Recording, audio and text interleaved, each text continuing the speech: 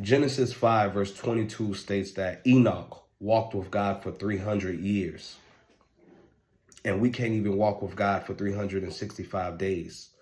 The level of consistency Enoch had could only be rooted in intimacy.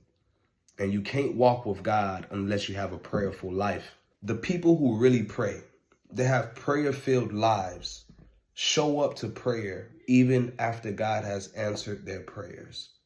This shows God that you love him. This shows God that you care about the intimacy that you're trying to build with him.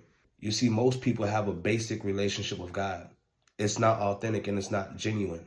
They treat God like a genie in a bottle. Once they get what they want, they don't meet with God again. These are people who are moved by the bread and not the voice of God. I'll come back to that. Prayer, it is your life source. Imagine if you lived off the voice of God instead of the voice or opinions of other people and social media and all these different outlets. Imagine if you tapped into the voice of God, and you can only tap in if you have a prayer-filled life. Jesus said men ought always to pray. Why? Because Jesus said, man shall not live by bread alone, but by every word that comes from the mouth of God. Make the effort to pray. Majority of people come to prayer for the bread, the answer to their situation or the answer to their season.